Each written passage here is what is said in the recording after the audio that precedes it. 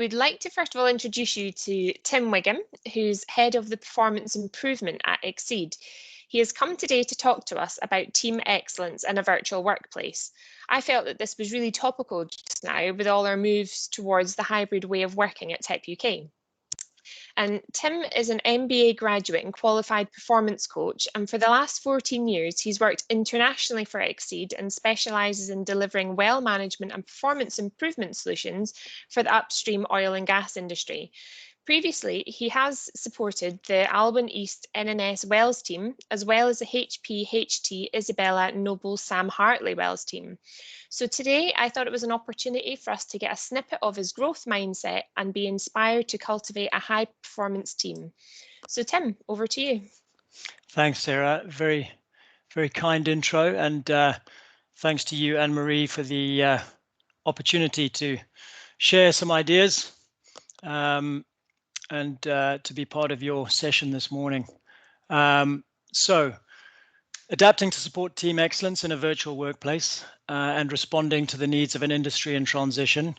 Sarah and I were at the Continuous Improvement Network, and as Sarah said, it does feel topical. It does feel certainly relevant.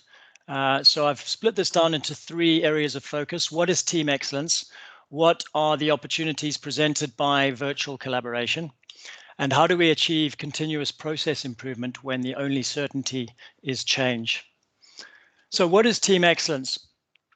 In the year 2000, I was a commando captain helping to restore peace in the West African country of Sierra Leone.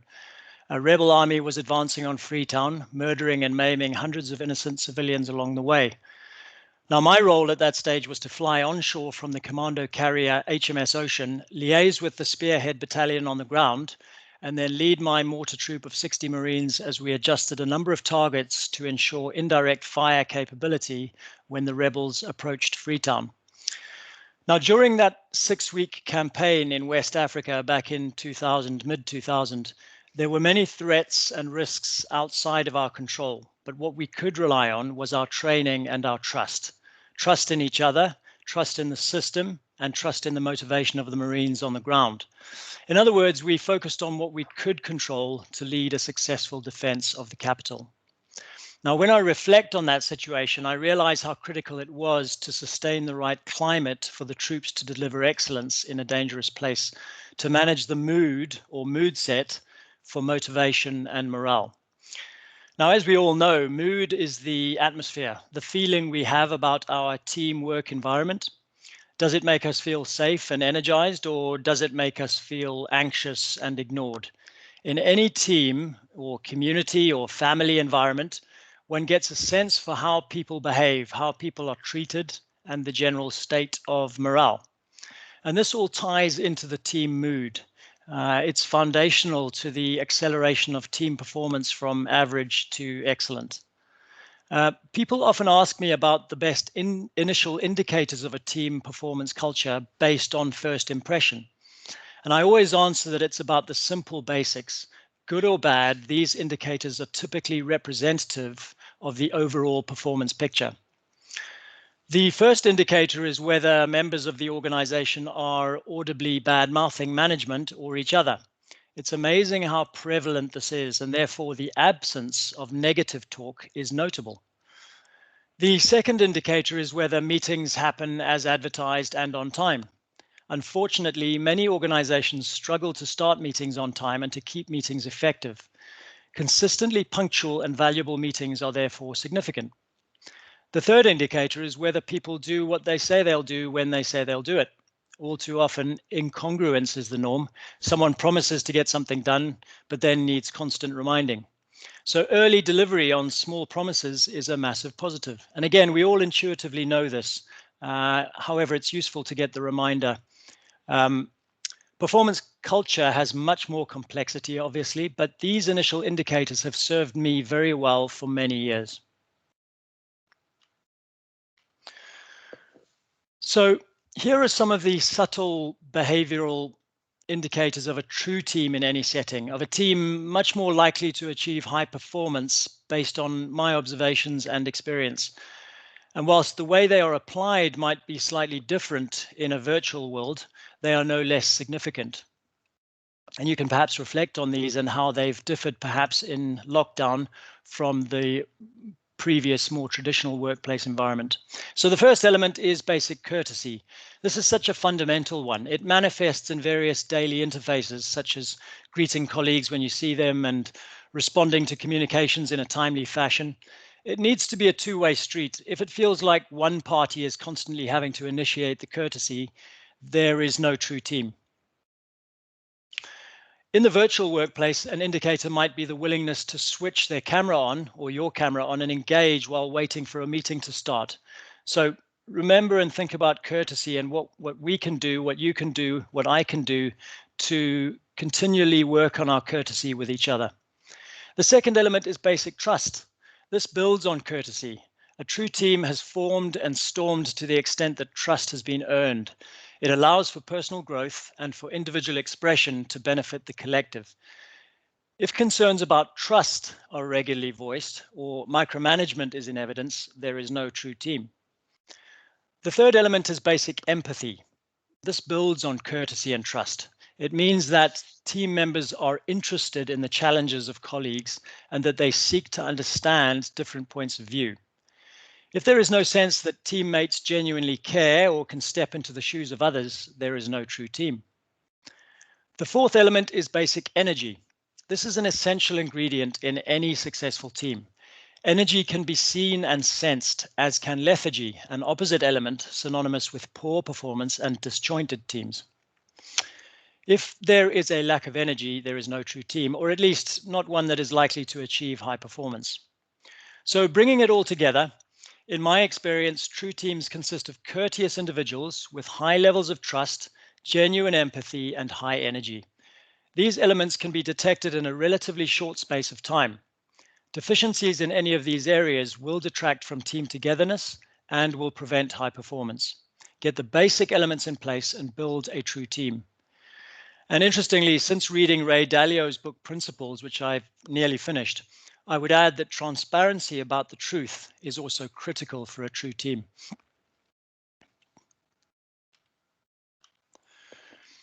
The language that we use as leaders also influences the team dynamic and human behavior.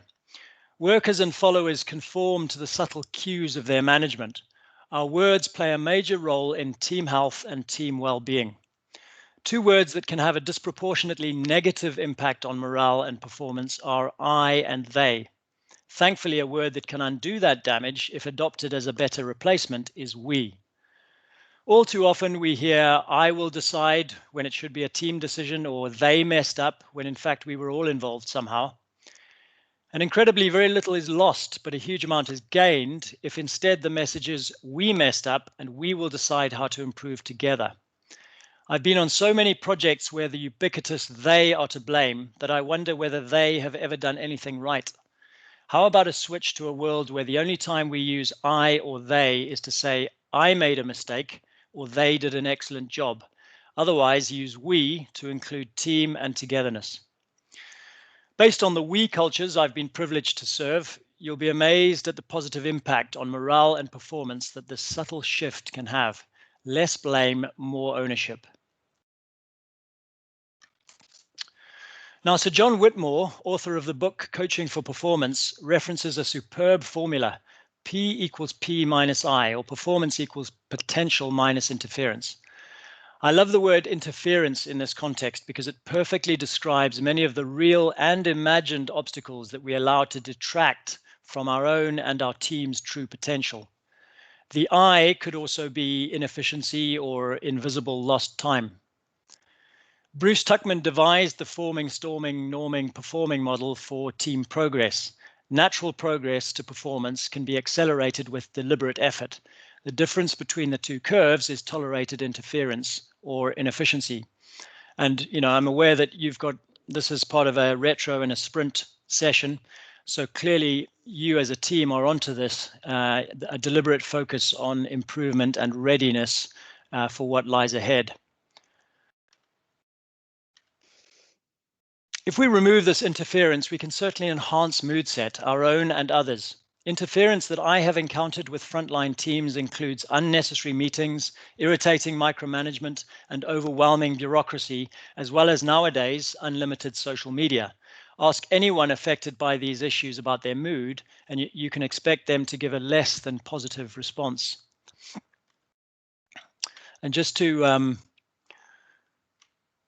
touch on this chart here, so I've been doing some research over the last several years, actually, and looking at different models. So, referenced intellectual property here is the Tuckman team model, which is the forming, storming, norming, performing.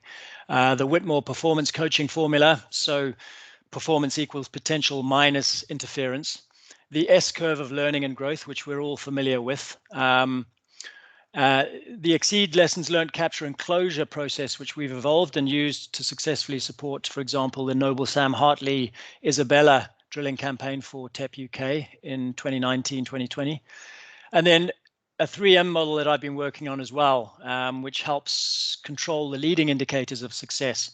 So this is the area of interference I was talking about, this yellow area here. And arguably, this is the gap to potential at a period of time. This is a slow team building curve, a slow learning curve, allowance for a lot of interference to affect our potential.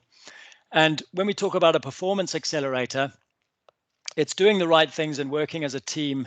It's all the leading indicators to realize our potential and reach the right level of performance as early as possible within reason. And as we know, the learning curve, which applies to pretty much any campaign or new task, new team, when we form, we don't know what we don't know. As we go through the storming phase, which is going to be interesting as you guys look ahead to this hybrid, because you're facing a new environment, as we all are. So you'll start to know what you don't know. You'll start to realize the gaps in your ability to produce and deliver. And then it's a case of working together to norm that environment, to know what we know. And then as we hit our straps, we can work towards that level of automatic where what we're doing is we've got such a level of competence that it's almost unconscious, like driving a car. When you've been driving a car for 10 plus years, is you can actually have a conversation with someone in the passenger seat while you're driving, because it's become so automatic in terms of how you're doing things, the habits, the way you drive. So the overlaying these various models on each other is quite informative. And what we have here is the difference between an organization that captures and closes lessons in a timeous and efficient manner, which would be this first curve here, and an organization or a group or a team that doesn't capture all the lessons learned, doesn't necessarily confront and close them in a timely manner. And there's a direct correlation we found with some of the research we've done on closing in on 40 improvement campaigns that Exceed have supported in the last 15 plus years, a correlation between the capture and closure of lessons learned on a campaign and the improvement and progress towards our performance potential on a campaign. So the message is, and Ray Dalio talks about this in his book, Principles About Bridgewater, have an error log, have an issue log, address it regularly, assign ownership, get lessons closed and implemented in order to increase the steepness of your improvement curve towards success. I'm just going to come out of that.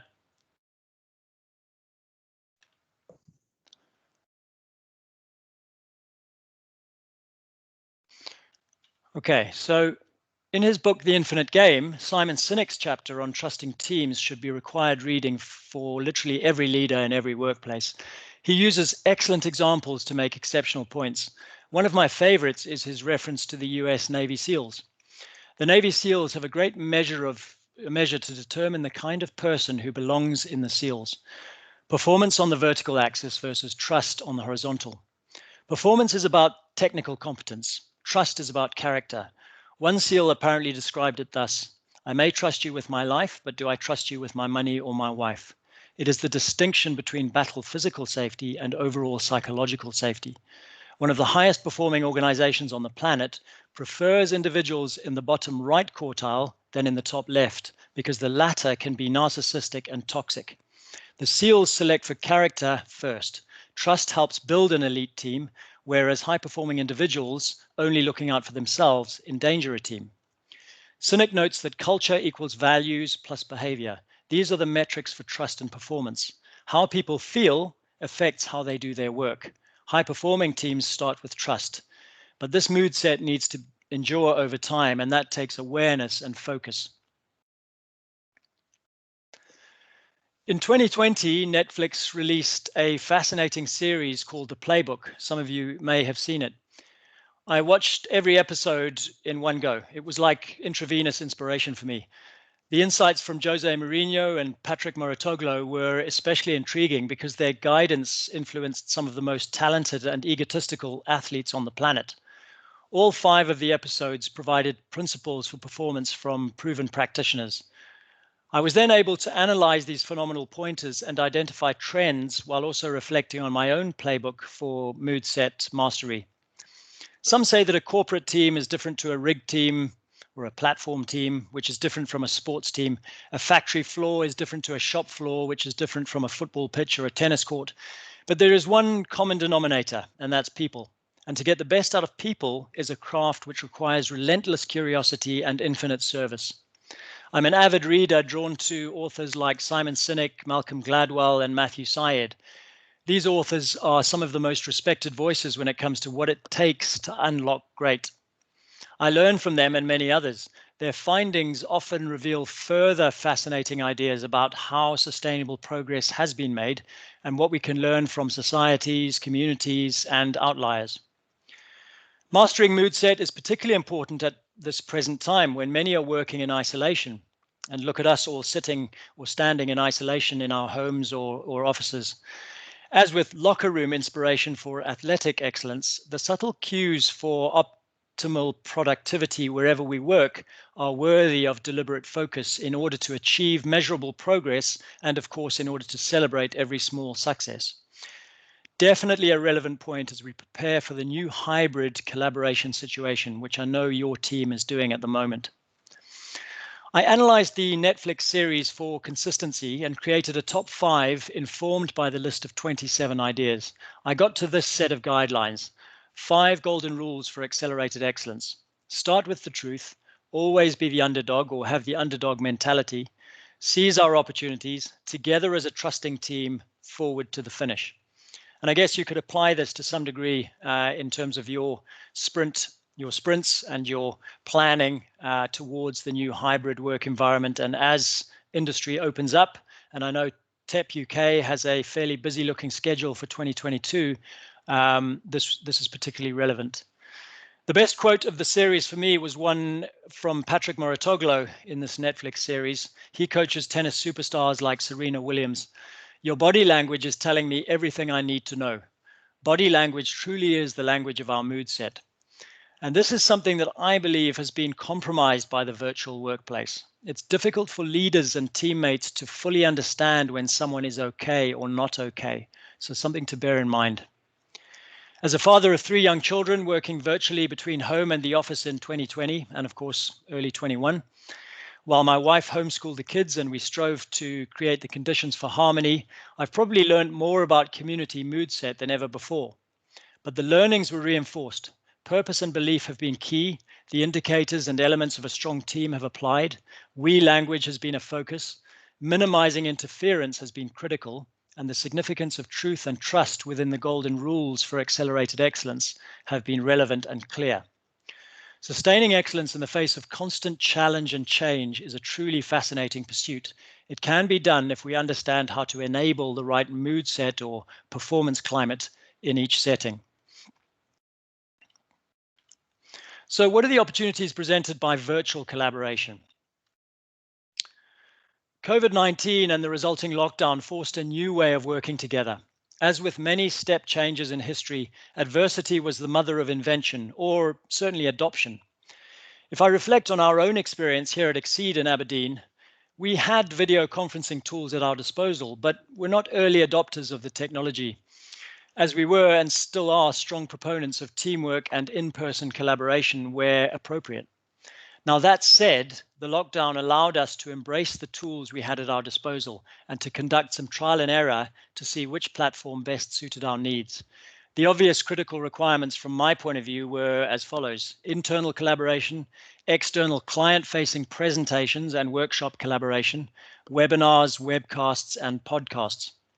I'm sure that everyone can reflect and relate to the amount of experience and progress we have made in terms of our universal engagement with virtual collaboration tools, conferences, and indeed general communication for professional and social purposes. All things considered, our accelerated virtual experience through force of circumstance has revealed a number of opportunities to achieve progress and success where before we would have assumed that we had to be together in the same place to get the work done. The significant deliverables I want to focus on here are the risk assessments and DWOPs we facilitate on behalf of our client project teams as part of our readiness to execute support ahead of rig or platform operations on upstream campaigns.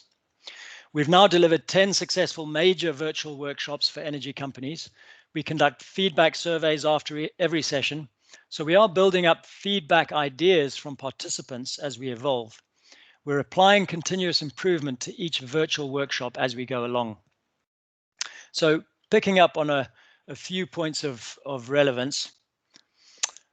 Mission and values. So we're supporting Sasol down in Mozambique with a major onshore field development campaign for Southern Africa. Operations were suspended due to COVID-19, and now there's a fair amount of flat time as preparations are made for a return to operations in June, July this year. That time is being used effectively through virtual sessions to not only challenge the drilling programs, but also to land the mission and values, along with the skills transfer piece for this scope of work. Being able to speak to campaign stakeholders one-on-one with specific messages, which can be recorded for rewatching during quarantine, when talking about values and hearts of minds, is potentially more engaging for key leaders to frontline workers than when the leader is speaking over air conditioning or other noises or distractions in a packed auditorium. And I've run a DWOP in Mozambique where the aircon wasn't working. It wasn't pleasant. So ironically, it can feel more personal, even though it is not in person, using these virtual collaboration platforms. Polling. So using Microsoft Forms, we have successfully used polls within Teams to garner feedback during the session from delegates with instant live voting results. You guys may have done this yourselves. I've done this before with various polling apps, but there can be limits or issues with Wi-Fi connectivity when done in person, whereas the virtual environment is ideal for this valuable element of a workshop, such as a DWOP or a risk assessment. Celebrities. Celebrities are more affordable and available to participate for a 15-minute energizer from home.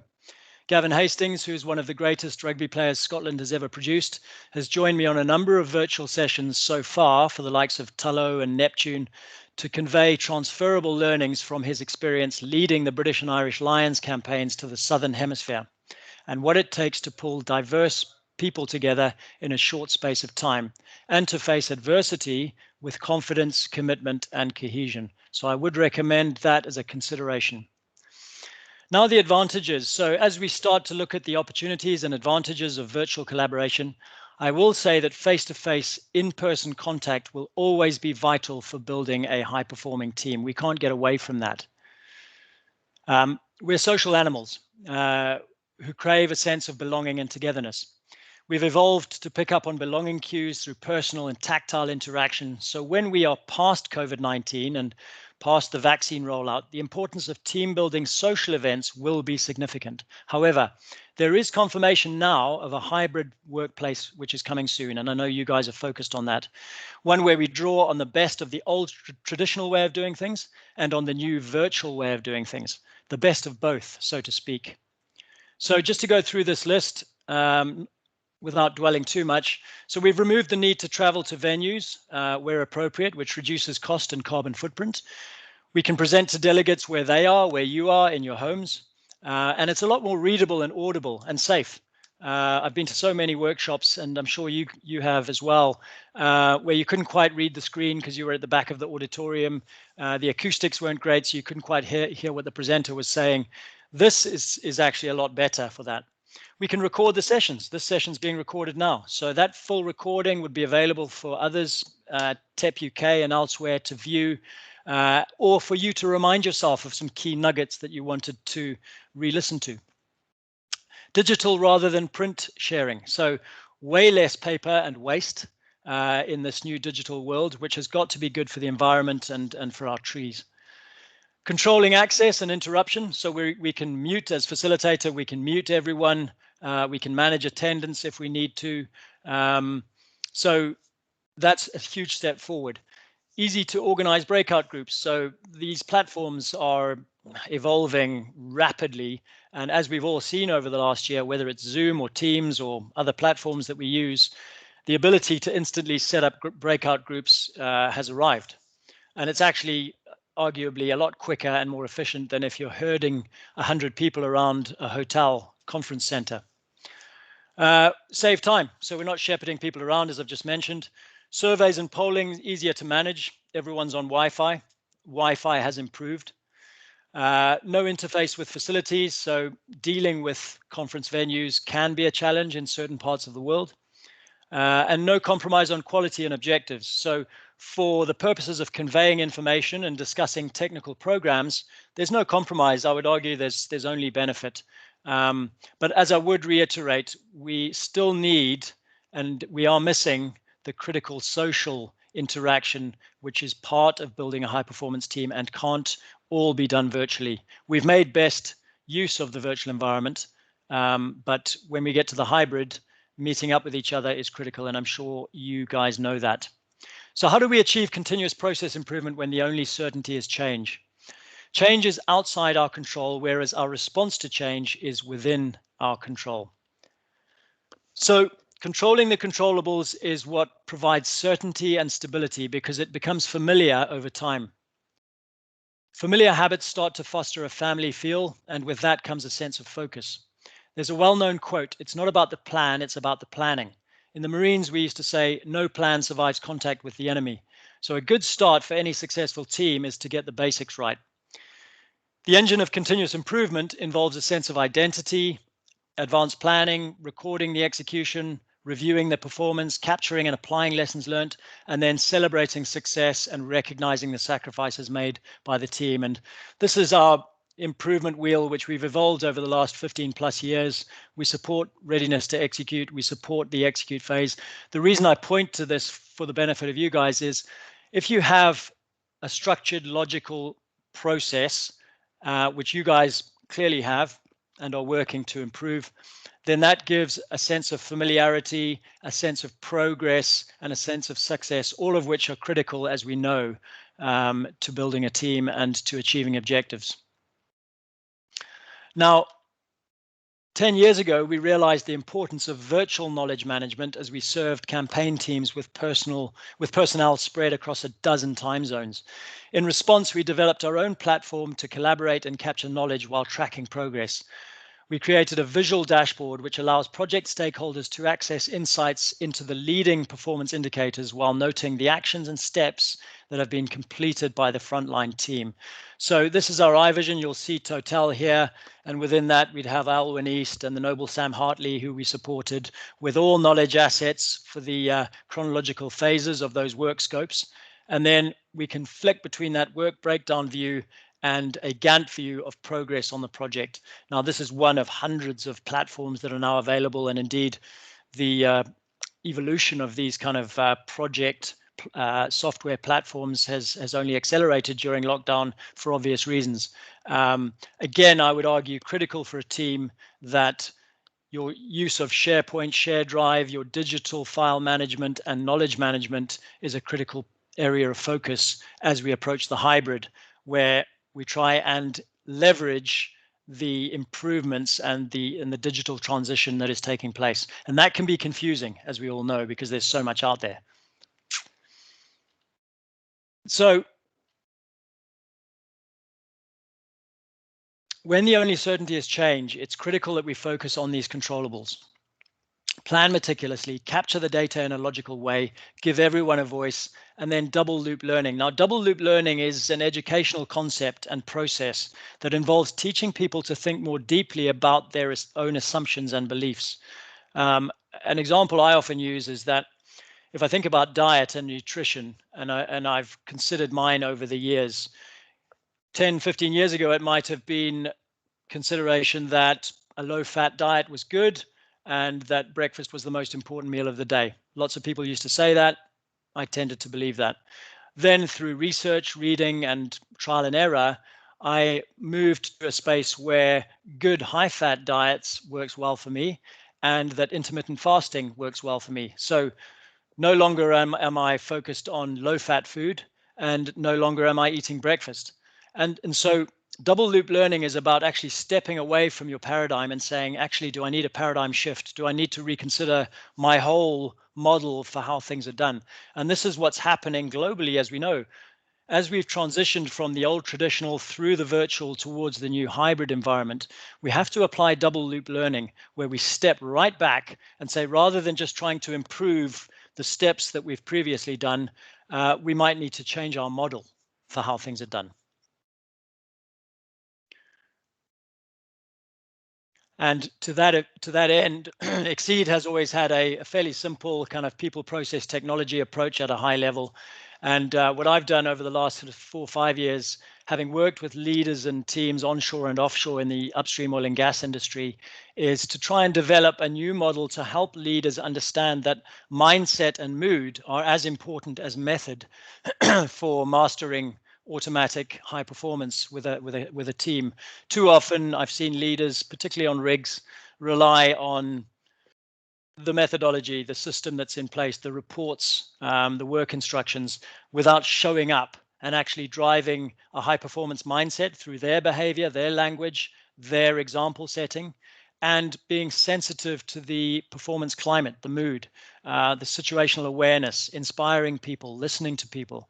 So I built this model to try and shift the paradigms of leaders at different levels within upstream oil and gas. And it's a model that's in my book, Accelerating Automatic, which I'm hoping to evolve based on all the lessons that have come at us over the last year as well in a virtual environment. So for his book, The Culture Code, Daniel Coyle visited and researched 8 of the most successful groups in the world over a 4-year period. And this is what he found. The top 3 criteria for success were these: build psychological safety, engender trust and belonging, share vulnerability, be transparent and show fallibility, and establish purpose, clearly communicate and enroll others in shared goals. No matter whether face-to-face, face-to-camera, or a hybrid of the two, this code is fundamental for a winning culture. So as we draw to a close, what is your culture for the new hybrid? How will things be done around TEP UK? How will you create the right performance climate or mood set for your team? I recommend Ray Dalio's book, and he's got an interesting approach to improvement. So set audacious goals, fail fast, apply learning principles to your failure, and then improve and set more, arguably greater audacious goals. And this is critical for your team. As you approach the hybrid, you will fail. There will be plans that don't survive contact with reality. And so you're gonna have to pick yourselves up, apply the learning principles, and then improve going forward. It's gonna apply to all of us.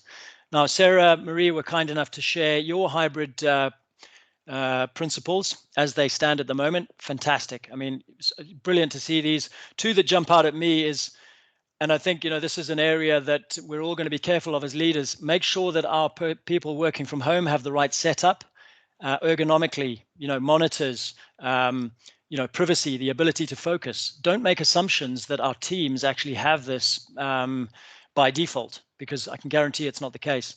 And then nurturing social links, and not to patronize you guys, I'm sure it's on your minds as well, but this has been a casualty of the virtual workplace environment. Not really knowing if our people are okay, not always understanding if they're struggling or suffering, because if they don't communicate it and we aren't seeing them, how do we know? So, great to see these principles, and if they get embedded and then evolved and improved over time, I think you guys are onto a winning formula, which is great to see. We need to continue to ask powerful questions. Beyond COVID, the digital transition, the energy transition, we need to all remain involved in that conversation. And I want to leave you with a great African proverb. If you want to go fast, go alone. if you want to go far, go together. Teamwork is critical. It's great to have had the honor of joining you today for this session. I'm a big fan of teamwork, so it's great to see a team sprinting together in the right direction and learning together. Please stay in touch. I'm on LinkedIn. It'd be great if I'm not connected to you. I'd love to share insights with you and hear your thoughts on what I've conveyed today going forward. And who knows, perhaps we get a chance to meet face to face once the vaccine rollout has completed and we get into the hybrid work environment. Thanks, Marie and Sarah. Thank you very much, Tim. That was excellent. Yes, absolutely perfect. It's good.